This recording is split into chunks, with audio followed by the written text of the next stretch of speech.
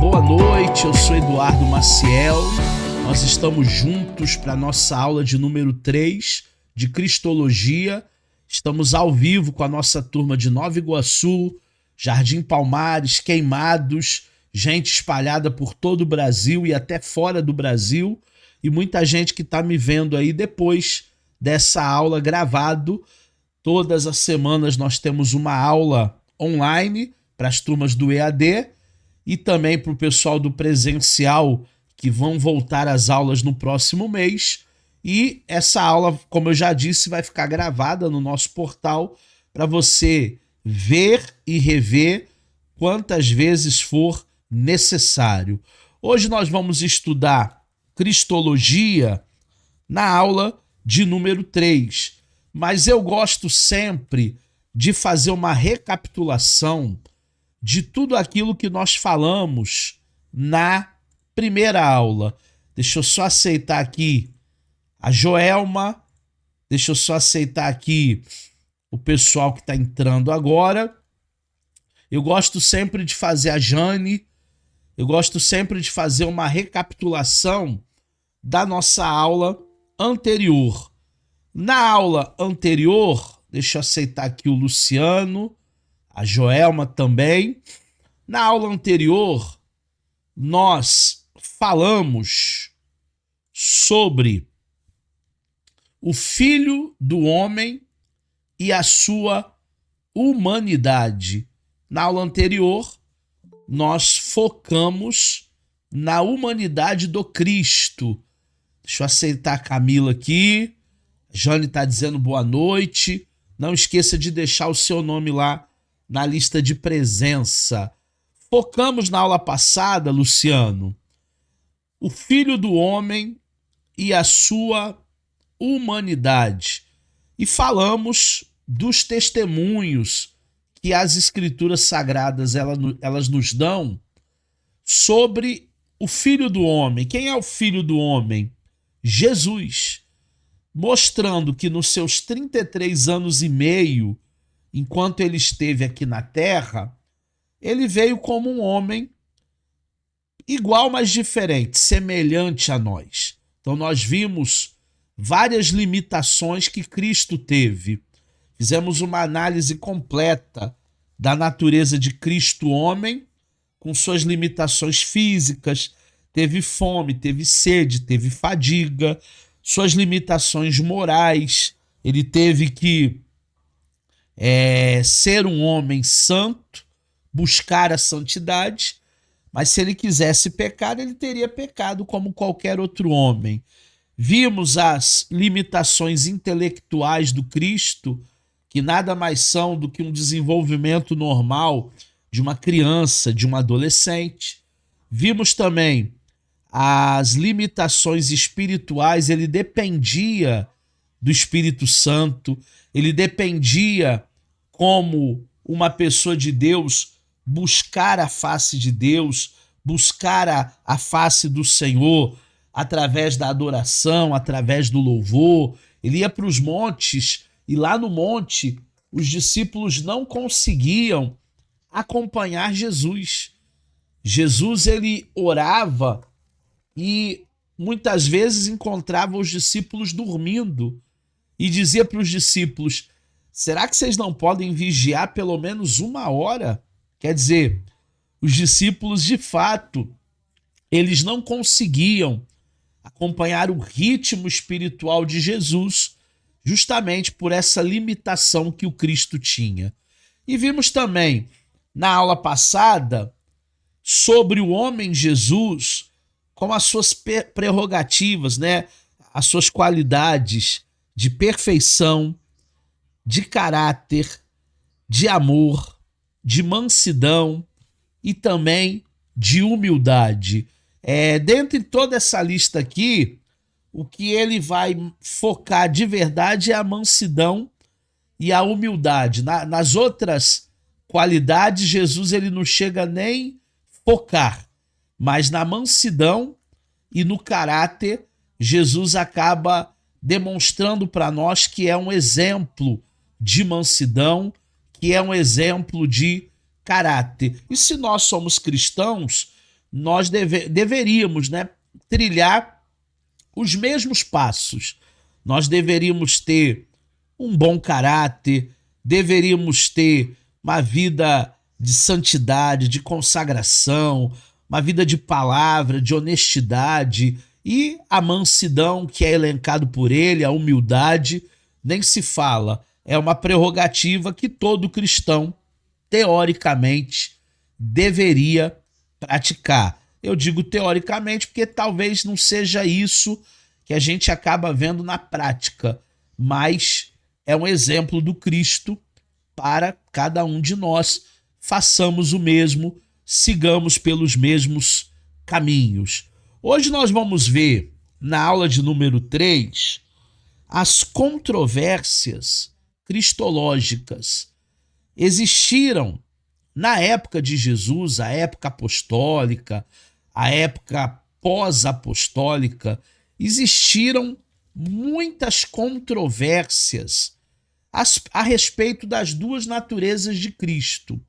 A natureza divina, que nós vimos na primeira aula. Se você não assistiu a aula 1, eu recomendo que você veja a aula 1, vá lá no portal, vá lá no grupo de aluno e veja a aula 1.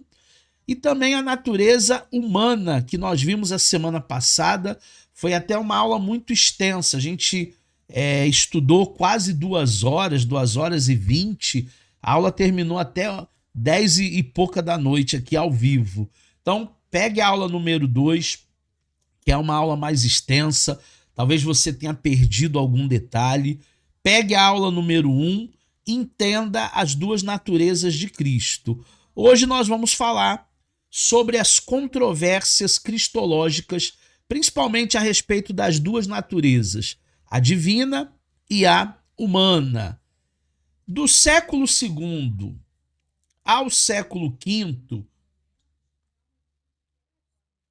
depois de Cristo, houve inúmeras controvérsias com respeito à pessoa de Cristo. Quem ele era, afinal? Esse é o problema que a cristologia ela vai tentar responder para cada um de nós.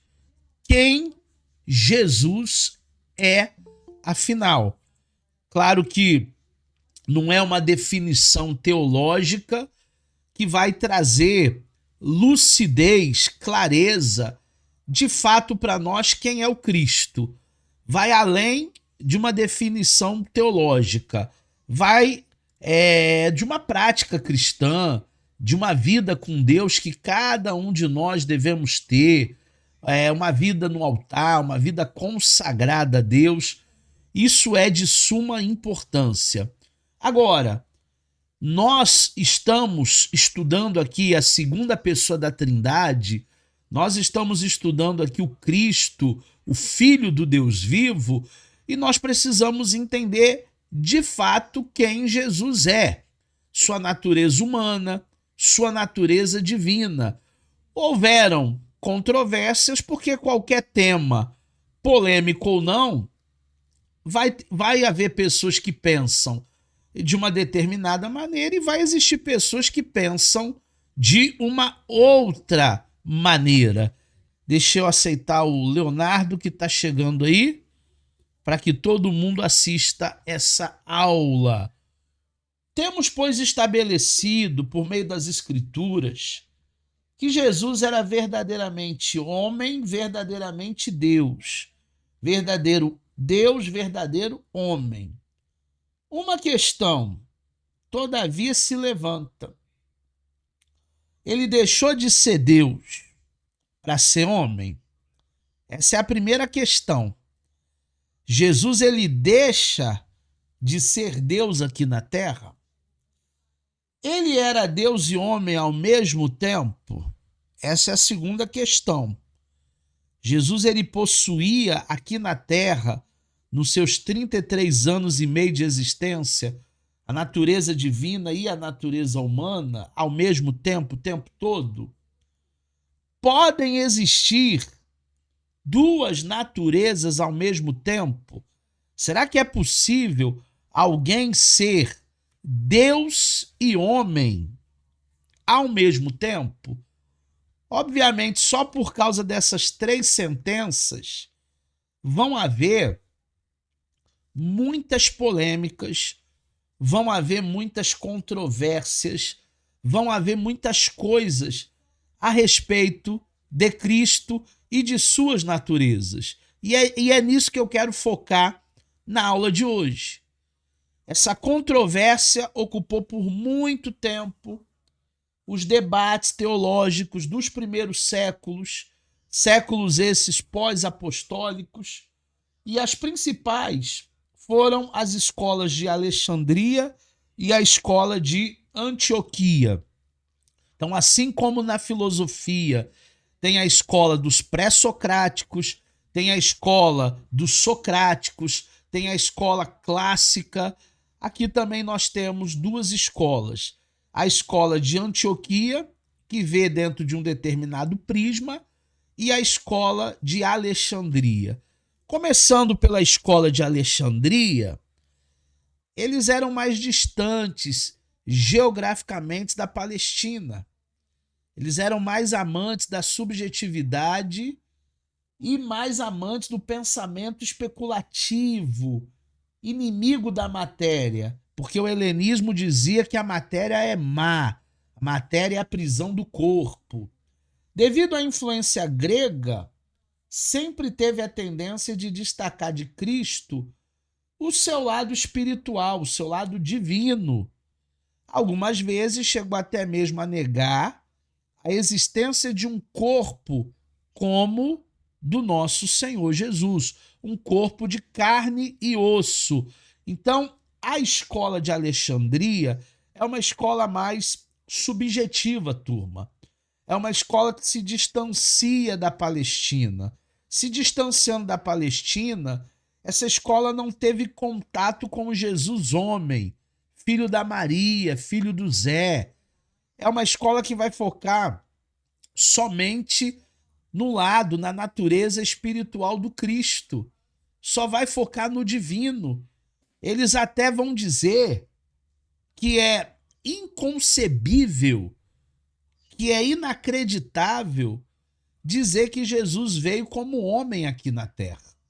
Essa é uma escola, esse é um pensamento, o pensamento alexandrino.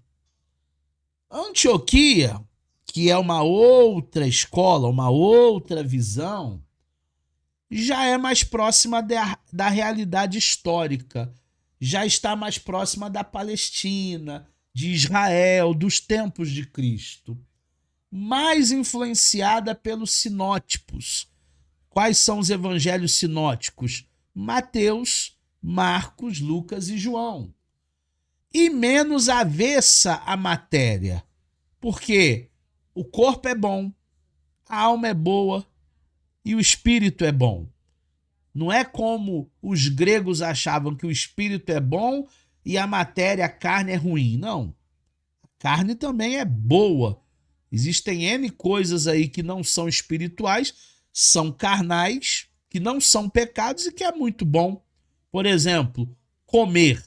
Comer é muito bom. Para quem gosta de comida, eu gosto de pizza. Eu sou pizzacólatra. Eu gosto de pizza. Primeira coisa que eu perguntei quando cheguei em São Paulo foi onde é que tinha a melhor pizza lá da minha cidade. Então, quem gosta de comer, deixa eu aceitar a pastora Renata aqui. Aceitei. Quem gosta de comer é um prazer da carne, não é um prazer do espírito. A gente gosta de sentar num restaurante, comer, degustar. Eu, pelo menos, gosto. Não há pecado nenhum nisso. Agora, não é do espírito, é da carne. É do corpo humano, é do ser humano. Então, essa igreja de Antioquia, ela não era tão avessa à matéria assim. Ela dizia que tem coisas da carne, do corpo, que são coisas boas. Devido à influência judaica e não grega, ela tendia a destacar o lado humano de Jesus. Joelma está dizendo que gosta de churrasco. Não gosta de pizza, não, gosta de churrasco. Bacana. Vamos marcar aí um churrasco. A Camila também está dizendo que gosta de carne. Então, esse destaque é mais para o lado humano de Cristo, semelhante à série The Chosen, que mostra um lado mais humano. Foi inspirada até na escola de Antioquia, trazendo um Jesus homem, trazendo um Jesus humano. Num breve resumo, eis algumas das opiniões distorcidas a respeito da natureza do Filho de Deus. Então, o que a gente vai fazer agora? A gente vai fazer um apanhado de todas as visões, de todas as interpretações distorcidas do Filho de Deus. Tem muita coisa que as pessoas vão falar sobre o Cristo e que não é o Cristo, não é a realidade. São controvérsias. A Bíblia nem fala sobre isso, a Bíblia nem dá base sobre isso. Então nós separamos aqui pelo menos uns 9 grupos, tem no seu material didático. Eu vou mandar os slides como eu mando toda a aula, para a gente se aprofundar nessas controvérsias. O primeiro grupo é o grupo dos gnósticos. É o gnosticismo. Foi uma das piores doutrinas inimigas do cristianismo. Posso dizer que foi uma pedra no sapato dos cristãos. Embora existissem várias correntes diferentes do gnosticismo, todas elas, no entanto, foram influenciadas pelo neoplatonismo. Então, eles vão beber da fonte de Platão e pelo pensamento grego, helênico, em geral. O gnosticismo ele vai flertar com a escola de Alexandria. Ele vai simpatizar com o pensamento que é o pensamento neoplatônico, que é o pensamento grego, o pensamento do helenismo. Então, ele vai se tornar uma doutrina muito forte, muito propagada e um dos inimigos número 1 da fé cristã, uma das heresias número 1 da fé cristã. Eles rejeitavam a matéria por achar que a matéria era má. O pensamento grego diz que a matéria, que o corpo é a prisão da alma, que a gente só vai ser livre quando a gente morrer, que aí o espírito sai do corpo. E com isso, rejeitam também a encarnação do Verbo, o que gerou posições absurdas, conflitantes, que se referia à morte e à ressurreição de Cristo. Coincidência ou não, turma, esse trimestre, a revista da EBD, da CPAD, é o Verbo se fez carne. Se vocês estiverem passando aí perto das lojas da CPAD e puderem comprar uma revistinha da EBD, pode ser de professor, pode ser de aluno, você tem até desconto com a carteirinha da Fastef. A Priscila pode ir lá com a carteirinha dela, que ela recebeu essa semana, vai ter até desconto lá. Se vocês tiverem acesso a essa revista, depois eu vou ver até se eu consigo para vocês um link PDF. Façam um estudo sistemático dessa revista. A melhor teologia que tem é a EBD. Eu não entendo porque que os pastores estão acabando com as EBDs da igreja e colocando culto de ensino. Ah, faz lá culto de ensino. Aí tem que ter louvor, tem que ter oferta, enfim. Culto é uma coisa, escola é outra coisa. Escola é professor, culto é pastor. Estão acabando com as escolas na igreja. A escola dominical está falindo em várias igrejas, está acabando em várias igrejas modernas. E a base teológica do povo, que já era fraca, tende a enfraquecer ainda mais. Tomara que o seu pastor, tomara que a sua igreja continue com as EBDs. Ah, mas dá pouca gente, dá 20 pessoas, 30. É melhor 20 do que ninguém.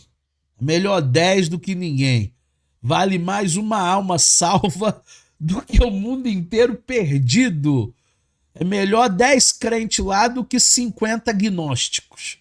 Então invistam em ensinamentos, em teologia. Eu sei que nem todo mundo tem o privilégio que vocês têm de se matricular num curso teológico de 2 anos e meio.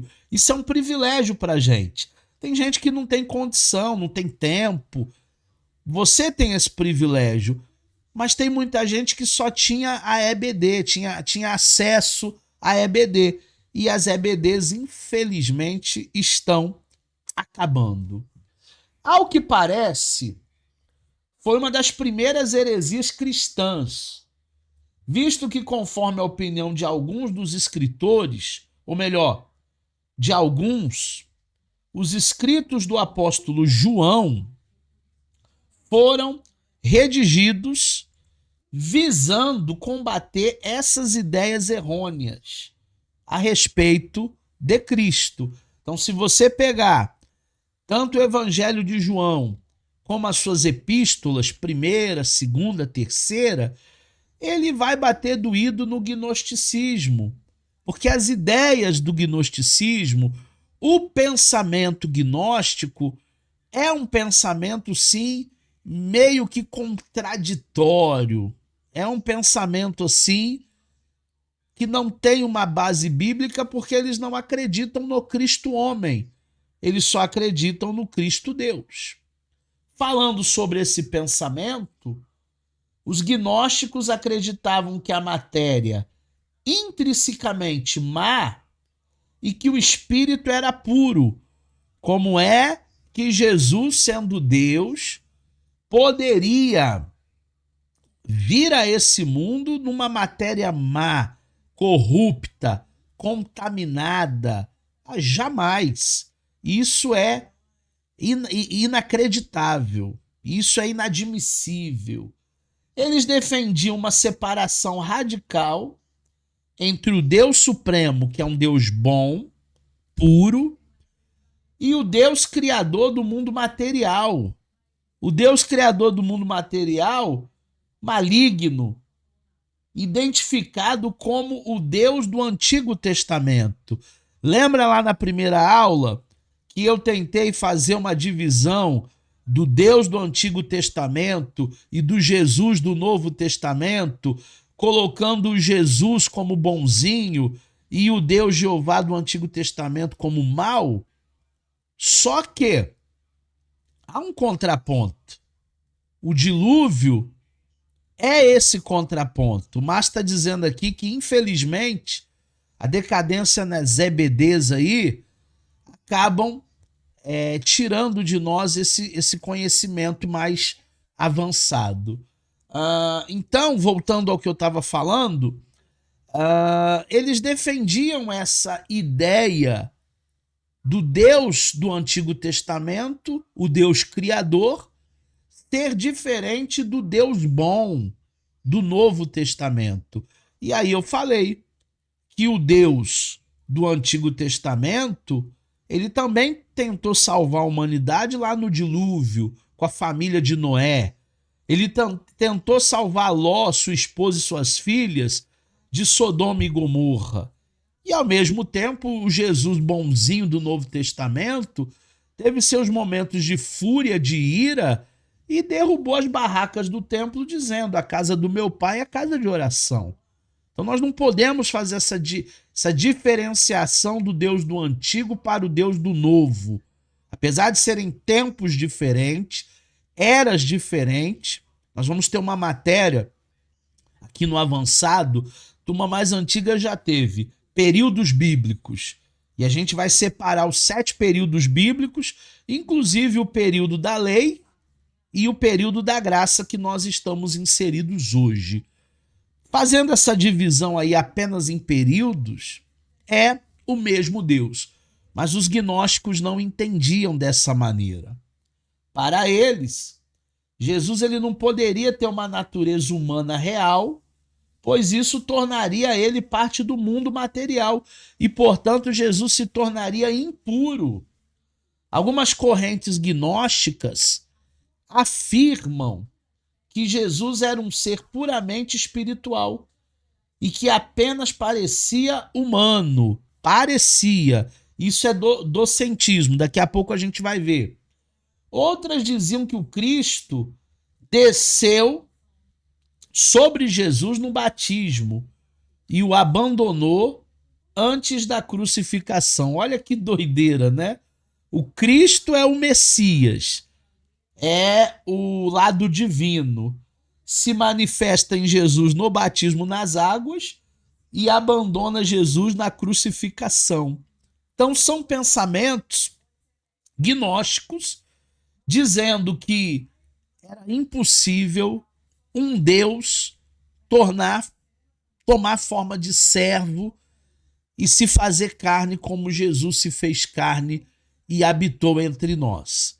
É um pensamento que divide duas naturezas, uma natureza boa e uma natureza má. Teologicamente, isso não acontece.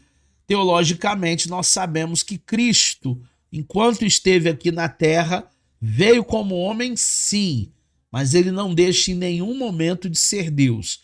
Ele não usa suas prerrogativas de Deus, porque ele se esvazia da sua glória, mas ele não deixa de ser Deus. O segundo pensamento, a segunda controvérsia cristológica, é o sabelianismo.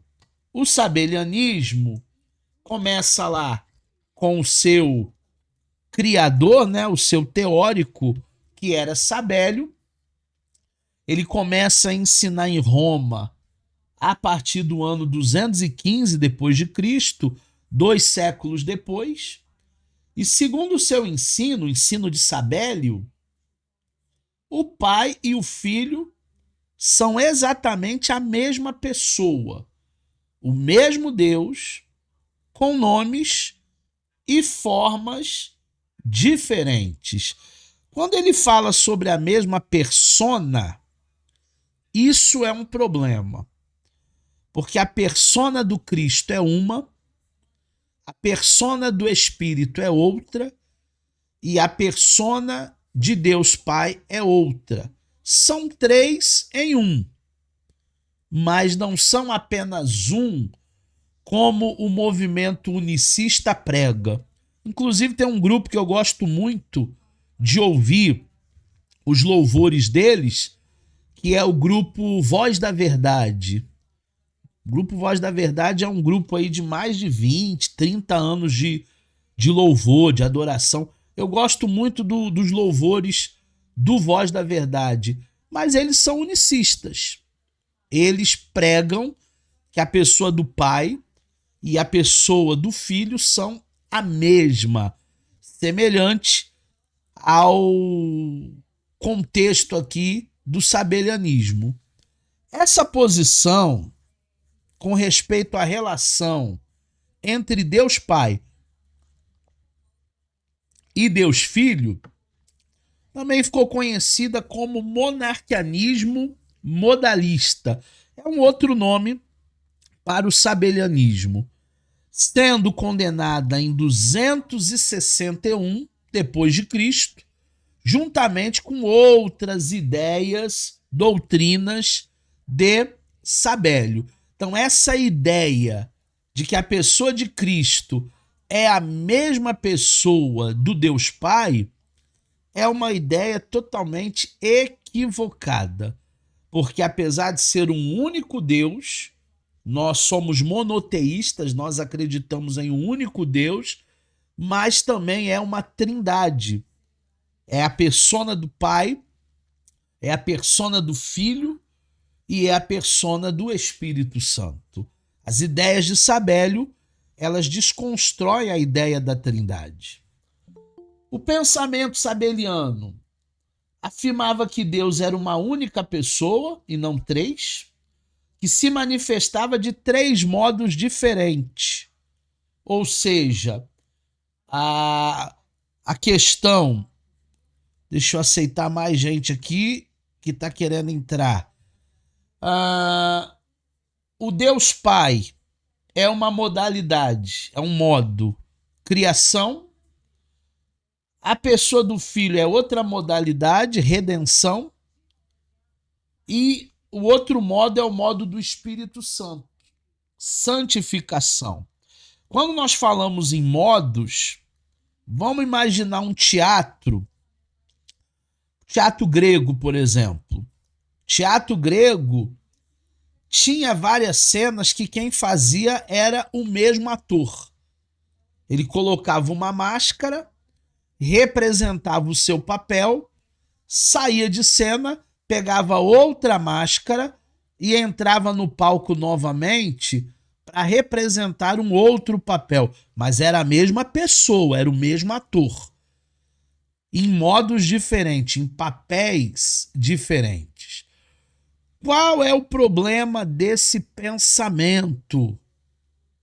O problema desse pensamento é que os três nunca estarão no palco ao mesmo tempo.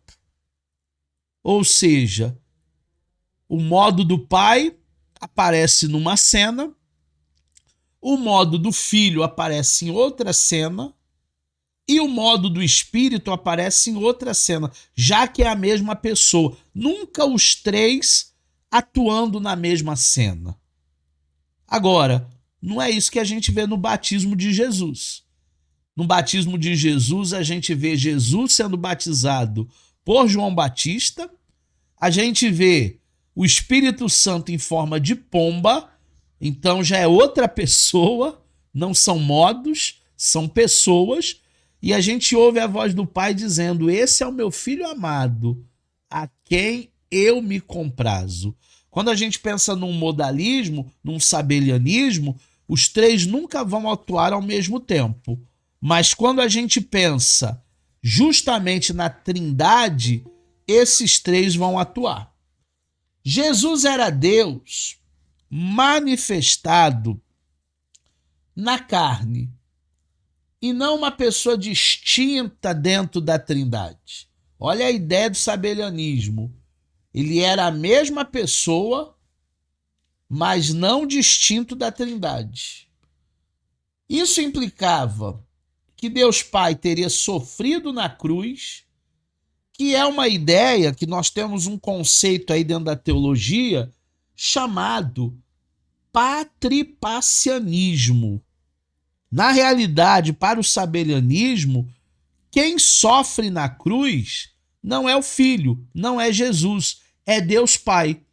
Porque é a mesma pessoa, né? Se é a mesma pessoa, quem sofreu na cruz não foi Jesus, foi o Deus Pai. E não é isso que as Sagradas Escrituras nos diz. Tem uma frase muito contundente de Cristo dizendo: Deus meu, por que me desamparastes?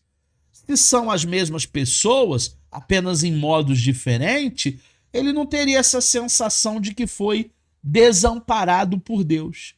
Em todo momento, Cristo vai dizer: se for possível, Pai, passa de mim esse cálice. Sobretudo, não seja a minha vontade, mas a tua vontade. Então é óbvio que, apesar da Trindade operar ali, não são apenas modos, mas são pessoas distintas, o que desconstrói a ideia do sabelianismo. A terceira controvérsia cristológica, ela é o monarquianismo dinamista.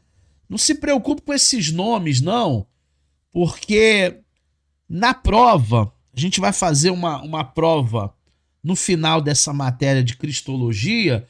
Na prova eu não vou pedir esses nomes, eu vou pedir os pensamentos de cada uma dessas controvérsias aí.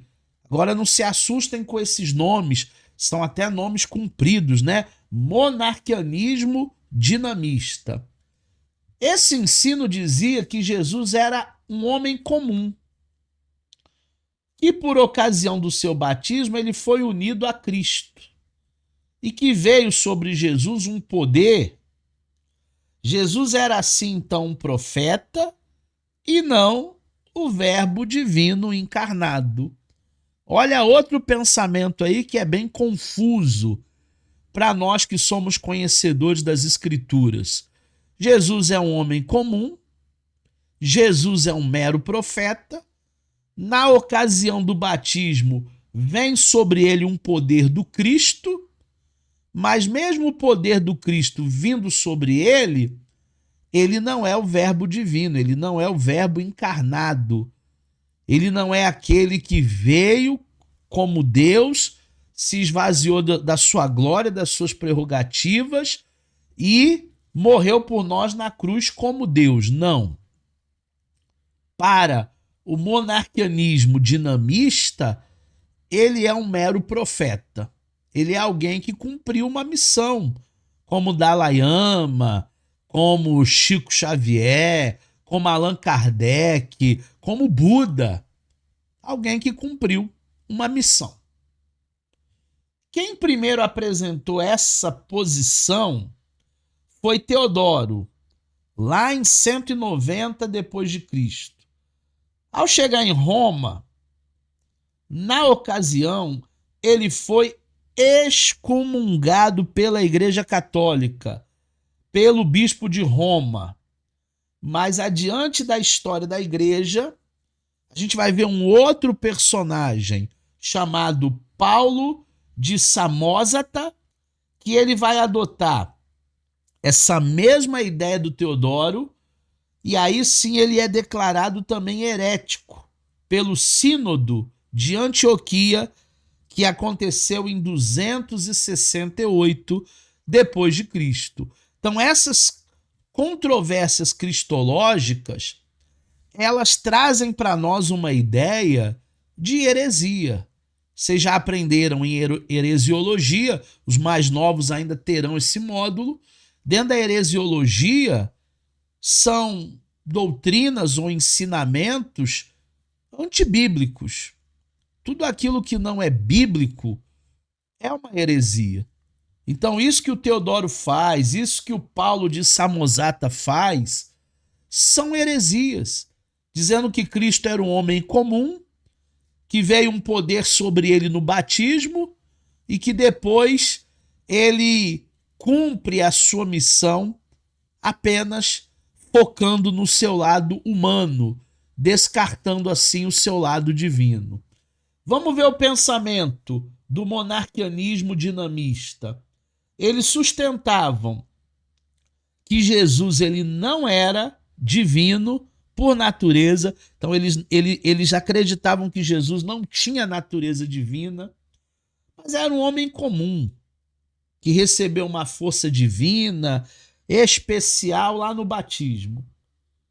Deus teria adotado Jesus, ele não era filho de Deus, ele era adotado igual a gente. Filho devido à sua justiça e fidelidade, como ele era muito fiel, como ele era muito íntegro, justo, então Deus adotou ele.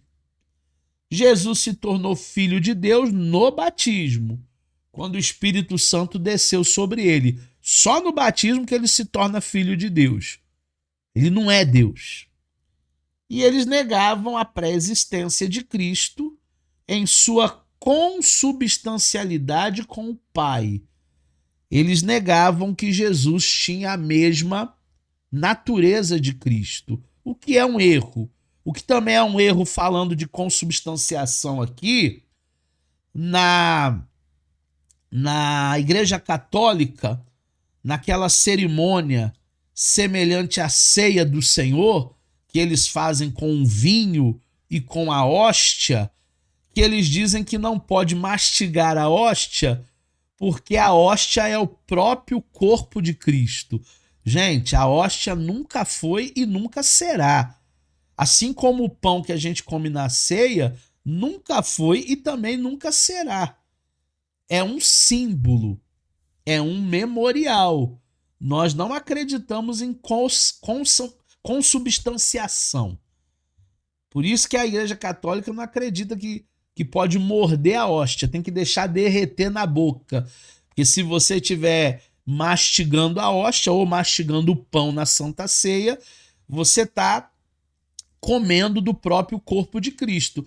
Gente, comer o próprio corpo de Cristo literalmente é canibalismo. O corpo de Cristo já não existe mais. Há mais de 2000 anos. O corpo de Cristo já não mais existe. Nós não acreditamos em consubstanciação. Vamos ainda ver mais uma posição dessas controvérsias cristológicas, que é o ebionismo.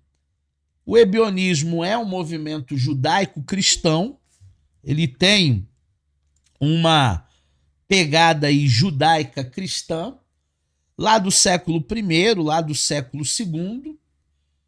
Eles rejeitavam a divindade de Cristo, via que Jesus como um profeta humano, escolhido por Deus para ser o Messias. Então, mais um grupo aqui, semelhante, né, ao grupo anterior que nós vimos, do monarquianismo dinamista, que desacreditavam, descredibilizavam o lado divino de Cristo e colocam o Cristo como alguém que foi escolhido por Deus, como João Batista, como Moisés, como qualquer outro profeta. Jesus não é o Cristo na ideia deles. Acreditavam que ele cumpriu a lei de Moisés e ensinavam que os cristãos deveriam seguir os preceitos judaicos. Quantos são os preceitos judaicos? 613. 613 preceitos judaicos, sendo 365 positivos e 244 negativos. 265 é o que eles deveriam fazer. Por exemplo, observar o Shabat, guardar o sábado. E os negativos, o que eles não deveriam fazer. Por exemplo, comer carne de porco, porque o porco era um bicho para eles imundo. Então são os preceitos judaicos 613 que Jesus deveria também observar como um bom judeu.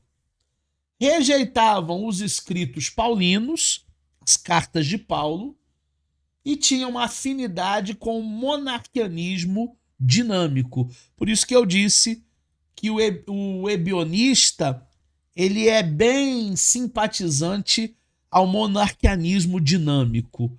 Eles vão fletar ali basicamente com o mesmo pensamento. Eles vão ter a mesma ideia, a mesma noção de que Cristo é humano. Ele não é Deus. Ele foi alguém que foi cheio do Espírito, ele foi cheio de Deus, mas ele não é Deus. Ele é puramente humano. Eles vão classificar apenas a natureza humana e desclassificar a natureza divina. Mais um pensamento para a noite. Hoje são muitos pensamentos. Vão fazendo suas anotações aí, vão acompanhando na apostila. Serentianismo. O que seria o serentianismo? O serentianismo defendia que não houvera união das duas naturezas, senão por ocasião do batismo nas águas, o batismo de Jesus, estabelecendo assim a divindade de Cristo como dependente do seu batismo e não por virtude do seu nascimento.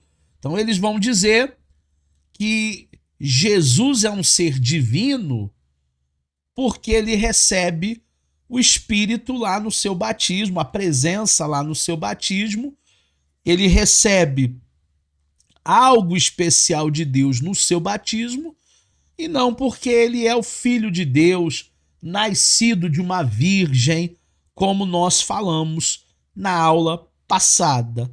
Qual é o pensamento serentianista? Qual é o pensamento serentiano? Não confunda com corintiano, tá? Pelo amor de Deus. Corinthians é Corinthians. Serentianismo é Outra coisa, ensinado por Cerinto, contemporâneo do apóstolo João. João, ele foi o último dos apóstolos que veio a falecer.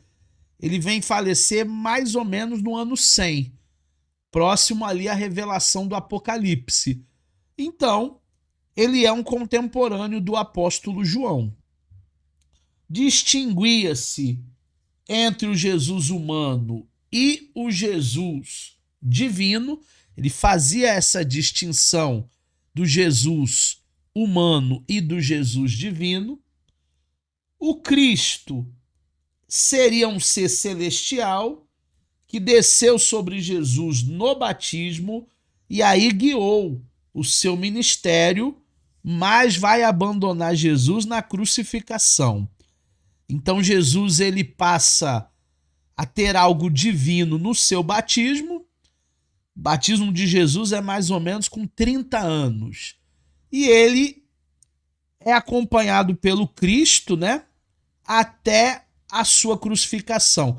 Antes da crucificação um pouquinho, Cristo abandona Jesus e Jesus novamente fica apenas com a natureza humana, digamos assim.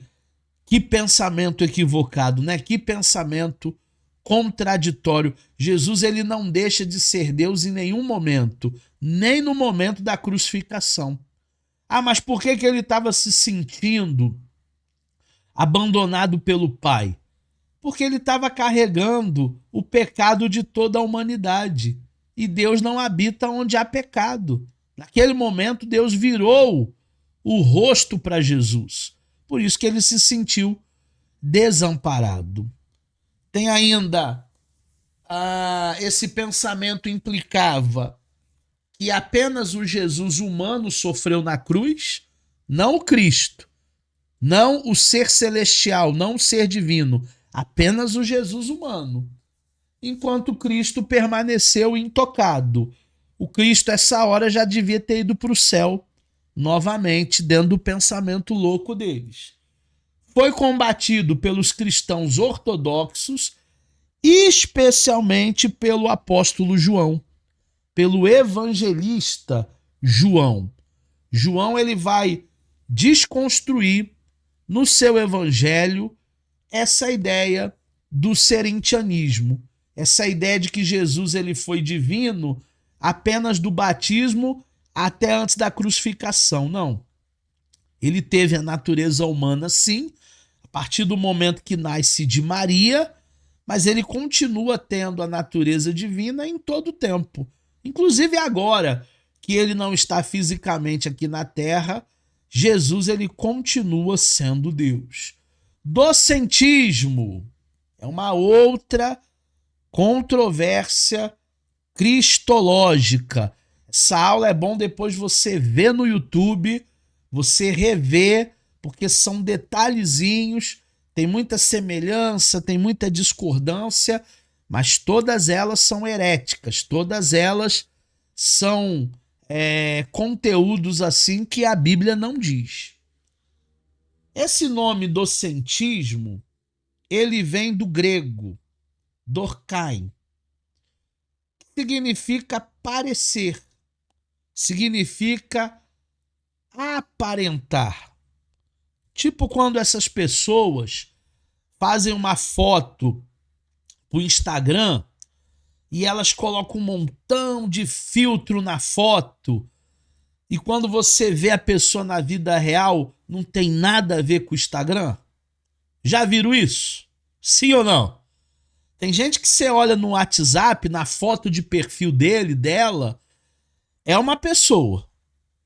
Quando você vê na vida real, parece aquela brincadeira que eles faziam assim, expectativa, realidade. Porque a pessoa coloca tanto filtro e ela deixa de ser ela. Ela com algum problema de selfie, ela não tira uma foto ali que represente verdadeiramente o que ela é.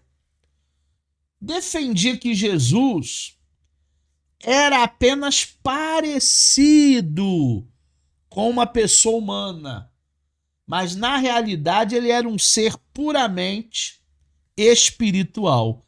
Se é parecido, não é humano. Se é parecido, é uma imagem, é uma miragem, é um holograma, é um telão de LED, é uma televisão de 75 polegadas de tela Full HD, 4K, porque eles estão dizendo absolutamente isso. É semelhante, é parecido, mas não é humano, não é de carne e osso, é uma miragem. Negavam a realidade do corpo de Cristo porque julgava que a sua pureza não poderia estar ligada à matéria. Mais uma vez, a escola da Alexandria, de que a matéria é má, de que a matéria é a prisão do corpo, de que a carne é corrompida. Jesus não poderia ter vindo em carne, o qual reputava inerentemente como algo mal. Ah, professor, mas o senhor há de convir que a carne é fraca e que tem muitos desejos da carne que se a gente ceder, a gente vai se perder. Tudo bem, mas a Bíblia também diz que o espírito é forte e nós não somos um pedaço de carne. Nós somos um espírito que possuímos uma alma, um intelecto, por isso o culto racional, e nós moramos em um corpo. Nós não somos uma carne, nós somos alma vivente, nós somos um espírito. Por isso que a nossa vida deve ser debaixo da orientação do Espírito Santo. Agora, dizer que a carne é má, foi Deus que nos deu o corpo, foi Deus que nos deu a carne. Eu preciso cuidar do corpo, cuidar da carne, ter uma vida mais saudável, parar de comer porcaria, ir para academia, fazer exercício. E aí eu vou ter longevidade, aí eu vou ter uma saúde melhor. Olha o pensamento do cientista. Eles se baseavam na ideia de que Deus não poderia se unir à matéria, porque a matéria para eles é impura. Eles negavam o sofrimento real do Cristo lá na cruz. Se Jesus ele não vai à cruz, quem sofre? Pois o seu corpo era ilusório. Então o que foi a crucificação? Foi uma miragem? Foi uma encenação? Igual agora, né? Vai ter o alto da Páscoa. Algumas igrejas fazem aquelas representações da crucificação. Aquilo é ilusório, porque é uma peça. Nem o sangue é de verdade, é corante vermelho. Mas a crucificação não é um filme. A crucificação não é um teatro. A crucificação não é ilusória, é real, turma. Essa visão foi amplamente combatida pelos pais da igreja, principalmente pelo Irineu de Lyon. Se você ler a apologética de Irineu de Lyon, você vai ver que ele vai bater doído no docentismo. Porque o docentismo está equivocado. O docentismo, como diz o carioca aí, viajou na maionese, viajou na batatinha. Então, todavia, porém, eles não acreditam que o Cristo veio em carne e osso. Arianismo. Vocês sabiam que o Hitler era arianista? Por isso que ele buscou uma raça pura e ele matou milhões de judeus? Fundado por Ário, presbítero lá da escola de Alexandria, já no século IV, 4 séculos depois da morte de Cristo. O Carlos está perguntando apologética de quem? Você pega a apologética do Irineu de Lyon. Apologética é a defesa da fé, é o combate às heresias. Pega o Irineu de Lyon, a apologética dele, a defesa da fé, que você vai ver ele desconstruindo o docentismo. Voltando aqui para o arianismo, ele defendia que Jesus era uma criatura elevada, como se fosse um anjo, criado por Deus antes do tempo. Mas Jesus não era Deus em si mesmo. O arianismo não crê que Jesus é Deus. Por isso que os testemunhos de Jeová falam que Jesus é o arcanjo Miguel. Porque os testemunhos de Jeová são arianistas. A ideia tem esse fundo aqui do século IV. As testemunhas de Jeová, e eu como tenho intimidade com eles, porque eles batem na minha porta sempre, são meus amiguinhos, eu chamo de TJ. Os TJ bebem da fonte arianista.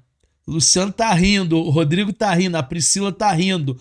Mas eu tenho intimidade com eles, eles batem lá na minha porta domingo de manhã.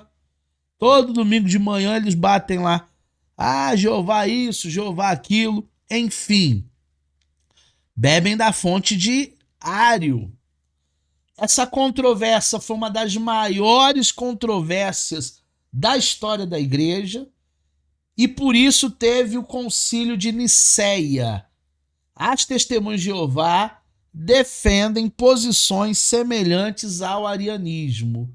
Eles defendem que Jesus era uma criatura elevada, uma criatura angelical, uma criatura especial, mas Deus, Jesus, não era.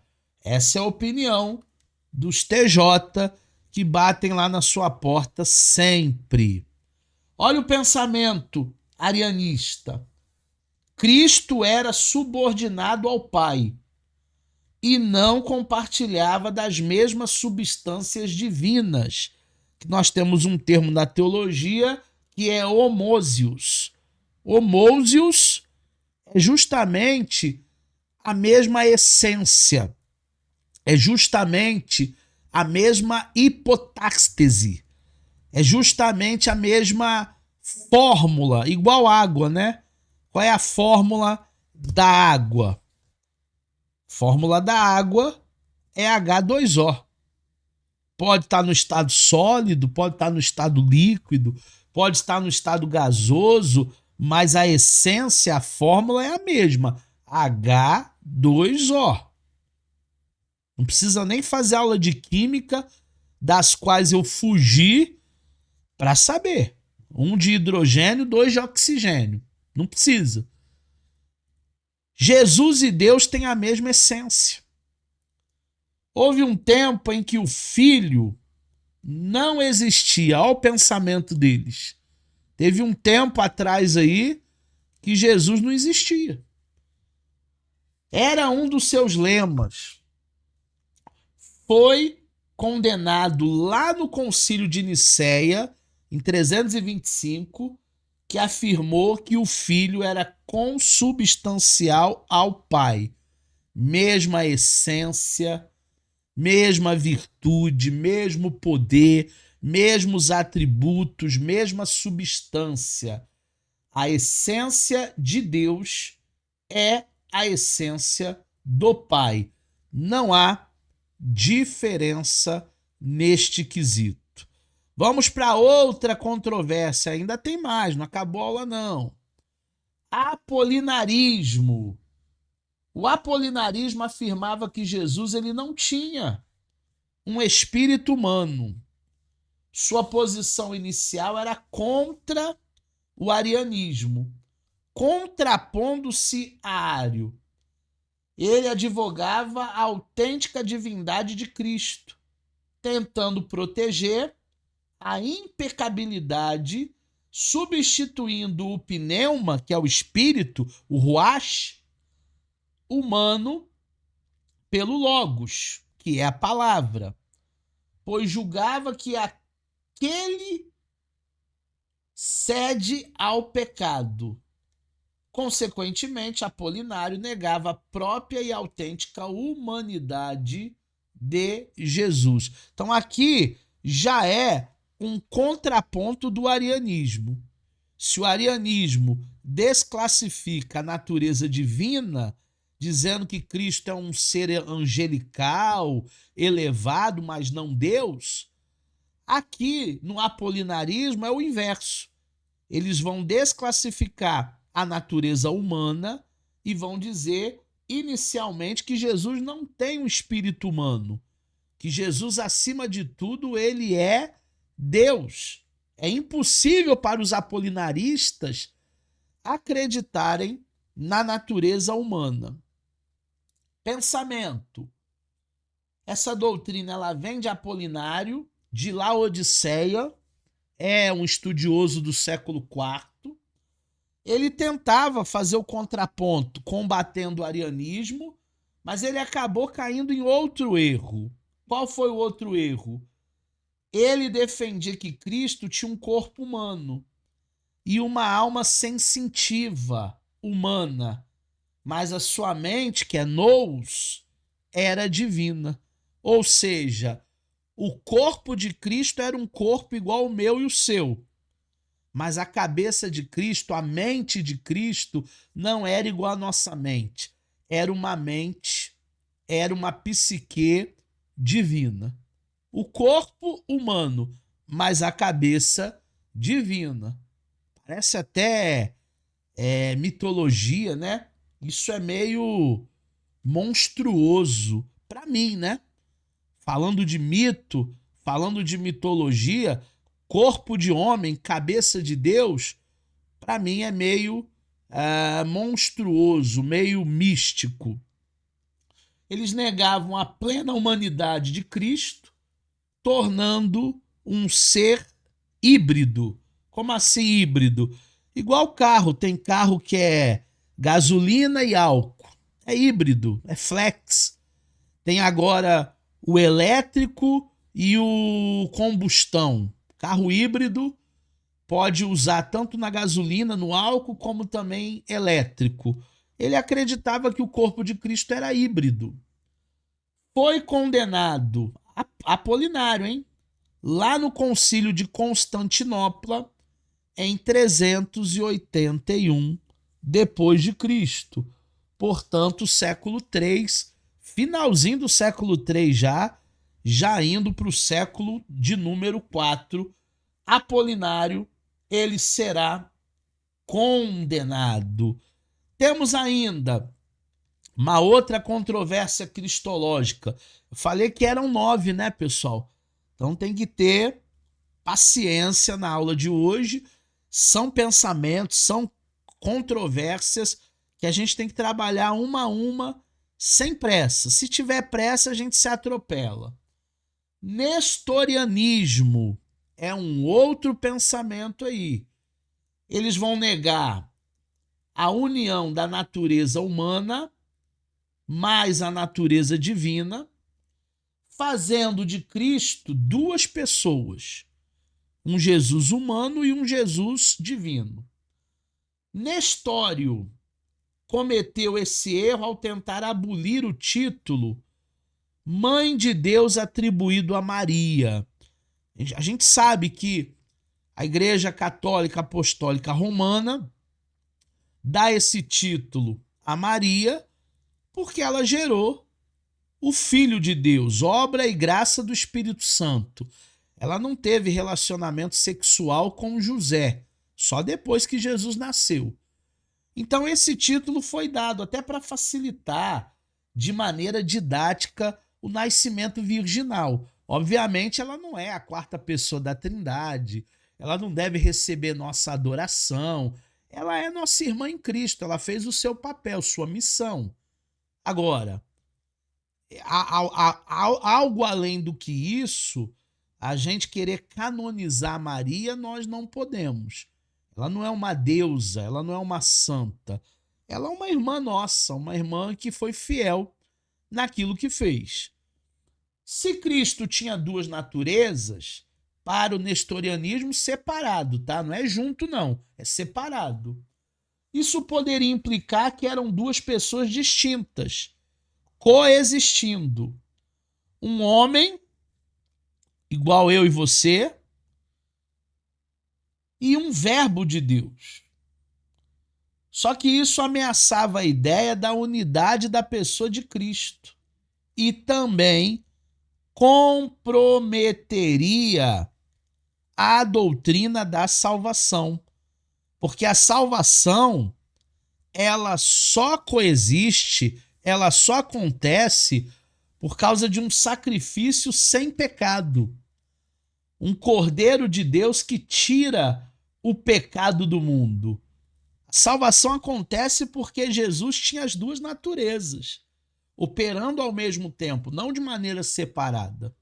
Se nós separarmos esse Cristo e fizermos dele 50% homem e 50% Deus, aí, meu irmão, a obra da salvação ela fica ineficaz.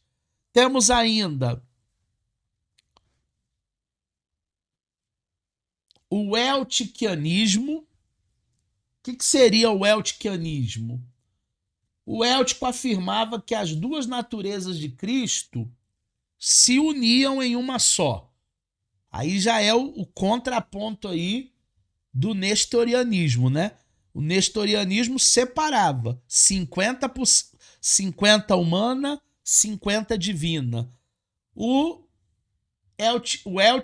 eltiquianismo vai unir. Mas o que era predominante nessa união era a natureza divina. Ainda que a natureza original estivesse fora do mesmo plano divino. Como assim, professor? Era como se Deus, Jesus, fosse 30% humano e 70% divino. O que predominaria para o pensamento eltiquianista é que a natureza divina sobrepunha a natureza humana. Eram duas naturezas em uma só, mas que uma predominava sobre a outra, no caso a divina. Temos ainda o éltico defende o seu pensamento no século V. Ele afirmava que Cristo tinha apenas uma natureza, a palavra que nós usamos é physis, resultado de uma fusão entre uma natureza humana e uma natureza divina. Até aqui, o éltico está certo. Ele só não pode dizer que é predominantemente divina, porque a Bíblia diz que Jesus foi 100% homem, igual nós vimos a semana passada. Então, não é 70-30, é 100% Deus e também 100% homem. A humanidade de Cristo teria sido absolvida pela divindade como uma gota de vinagre no oceano. Olha que pensamento fantasioso, hein?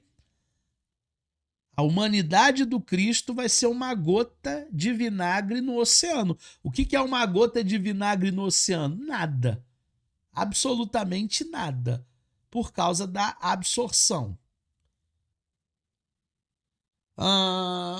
Foi condenado no concílio lá de Calcedônia, em 451 depois de Cristo, já no meio do século IV, que estabeleceu a doutrina das duas naturezas de Cristo, a natureza divina, a natureza humana, unidas, sem confusão, sem mudança, sem alteração, sem absolução, sem divisão, sem separação. O Concílio da Calcedônia vai dizer que as duas naturezas de Cristo operam de maneira unida, sem se confundir, sem mudar, sem dividir, sem separar. Não é 30-70, é 100-100. 100% Deus e também 100% homem. Ok, turma? Deu para entender? Vamos fechar a aula de hoje, porque já estamos com o horário um pouquinho avançado. Fazer uma conclusão, então, rápida. Esses grupos que nós estudamos aqui são grupos de pensamentos heréticos, porque tudo que não está na Bíblia é heresia. Se eu ensinar vocês uma coisa que não tem base bíblica, eu estou ensinando uma heresia. Posicionamentos que conduziram por fim a uma síntese chamada teologicamente de união hipostática, teantropia, duas naturezas em uma só pessoa. É isso que nós acreditamos. Nós acreditamos numa treantropia. Nós acreditamos numa união hipotástica. Cristo é o mediador entre Deus e os homens. Não há outro mediador, só tem ele. Não é Maria, não é Aparecida, não é João, não é Jorge, é Cristo. Ele é aquele que pode caminhar sobre o pó da terra e também ele pode se assentar à direita da majestade de Deus nas alturas. Ele é o Emanuel, Deus conosco na sua humanidade, mas ele também é o Deus transcendente que se assenta à direita do Pai, se assenta à direita de Deus. Como uma ponte que tocou os dois extremos, formando um elo, com uma das suas mãos ele tocou os céus e com a outra mão ele tocou a terra. Uniu Deus ao homem. Já o justo Jó afirmava, no capítulo 9, no versículo 33, não há entre nós árbitro que ponha a mão sobre ambos. Olha que legal. Não há árbitro, não há poder nesse mundo celestial que possa operar como Jesus operou, tanto de forma divina como também de forma humana. E aqui eu termino a aula de hoje. Apesar de ter tomado um corpo físico, isto é, no entanto, não fez o Filho menos do que o Pai. Jesus ele não é subordinado ao Pai, porque Jesus é Deus da mesma maneira. Ah, mas aqui, enquanto filho, ele ouviu a voz do Pai, ele obedeceu, porque havia uma missão, havia um propósito de crucificação. Mas não existe essa subordinação na Trindade. Ele é tão Deus quanto foi na eternidade, como bem atesta Hebreus 13:8, sobre a imutabilidade da sua natureza. Jesus Cristo é o mesmo ontem, hoje e eternamente. Ele não muda. Imutabilidade é um dos atributos de Deus, que a gente vai ver o mês que vem, quando estivermos estudando aqui teontologia. Embora trouxesse um corpo como o nosso, ele também trazia uma natureza como a de Deus.